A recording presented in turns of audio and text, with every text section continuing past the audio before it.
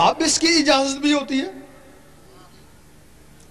کوئی بھی عمل جو فرائض کے علاوہ ہے اس کی اجازت ضروری ہے. اس کی اجازت ضروری ہے. اجازت کیا ہوتی ہے؟ آپ یہاں تہجد پڑھتے رہیں، کام تو بڑا اچھا کر رہے ہیں، لیکن شیطان ایک کونے پہ کھڑا ہنستا رہتا ہے، وہ تھکتا رہے، تیرا دل تو میرے ہاتھ میں ہے نا، جب جی چاہوں گا اس کو موڑ لوں گا. اور تم ایک دن شکایت ہوگی میں بڑا تہجد گزار تھا، مجھے پتہ نہیں کیا ہو گیا اور فرض نماز نہیں پڑھ سکتا. وہ شیطان نے دل موڑ دیا نا. جب کوئی شخص اس دل میں اللہ کو بسانے کی کوشش کرتا ہے، شیطان کے پاس جنات کی ہندو فوج ہے، حکم دیتا ہے جاؤ اس کو برباد کر، تباہ کر، کچھ بھی کر، یہ اللہ اس کے اندر نہ جائے، ورنہ یہ ساری عمر کے لیے ہمارے ہاتھوں سے گیا. کوئی لوگ ہیں جو اللہ اللہ کرتے ہیں، ان کے دلوں پہ اللہ نقش ہو جاتا ہے. قرآن مجید فرماتا ہے کہ کچھ لوگ ایسے ہیں جن کے دلوں پہ ایمان لکھ دیا، وہی اللہ نقش ہو گیا، وہ ایمان ہو گیا. کچھ لوگ ایسے ہیں کہ جو ہر وقت اللہ اللہ کرتے ہیں، ان کے دلوں پہ مدینہ شریف بس جاتا ہے، کیونکہ وہ خدا بھی نہیں اور جدا بھی نہیں. جب وہ مدینہ شریف بس جاتا ہے پھر وہ کہیں بھی ہے مدینے میں. اور کچھ لوگ ہیں ہر وقت اللہ اللہ کرتے رہتے ہیں، ان کے دلوں پہ خانہ کعبہ آ جاتا ہے. ایک دفعہ مجدد صاحب نے دیکھا کہ باطنی مخلوق جن فرشتے ان کو سجدہ کریں، بڑے پریشان ہوئے، یہ سجدہ انسان کو جائز ہی نہیں، یہ سجدہ کیوں کر رہے ہیں، کہیں استدراج تو نہیں ہو گیا. آواز آئی گھبراؤ مت، یہ تمہیں سجدہ نہیں کرے، وہ جو تمہارے اندر خانہ کعبہ بس گئی اس کو سجدہ کر. جب رابعہ بصری رحمۃ اللہ کے دل پہ وہ خانہ کعبہ آیا، اس کعبے کو حکم ہوا جا کر اس کا طواف کر. تو یہ ابراہیم علیہ السلام نے گارے مٹی کو بنایا، اس کو میں نے اپنے نور سے بنایا.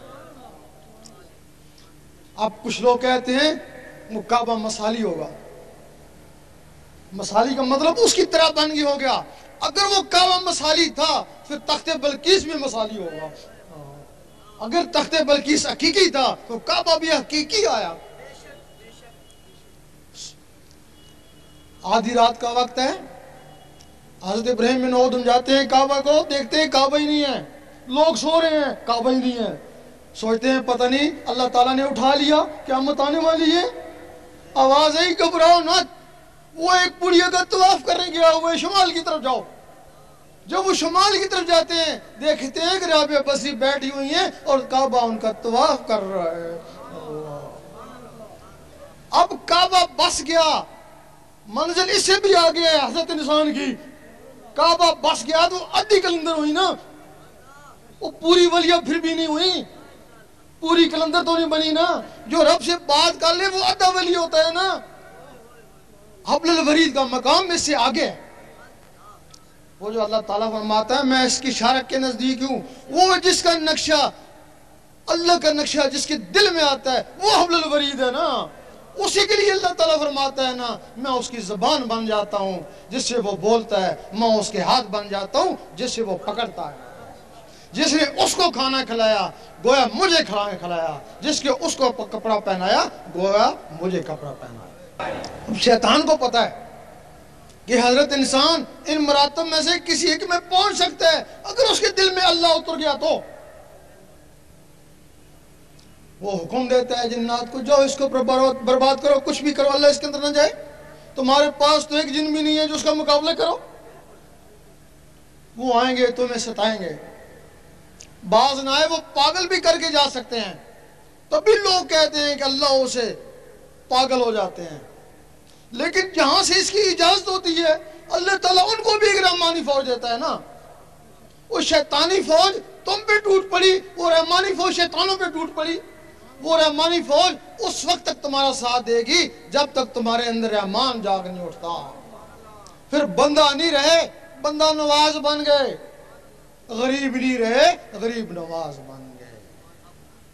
پھر وہ غریب نہیں رہتا ہے، پھر وہ غریب نواز بن جاتا ہے. جو ساتھی بھی یہ چاہتے ہیں کہ ان کے دل کی دھڑکنیں اللہ اللہ میں تبدیل ہو جائیں، ذکر قلب کی اجازت لینا چاہتے ہیں، وہ قبلہ عالم سرکار شاہ صاحب کی آواز کے ساتھ اللہ اللہ پڑھتے رہیں، انہیں ذکر قلب کی اجازت ہو جائے گی. اللہ اللہ اللہ اللہ اللہ اللہ اللہ اللہ اللہ اللہ اللہ اللہ اللہ اللہ لا الہ الا اللہ۔ اب تمام حضرات جو نئے آئے ہیں ان کو اجازت ہے، ذکر قلب ہے، وہ چلتے پھرتے اٹھتے بیٹھتے دل کی دھڑکنوں کے ساتھ اللہ کا ذکر کرنے کی کوشش کریں۔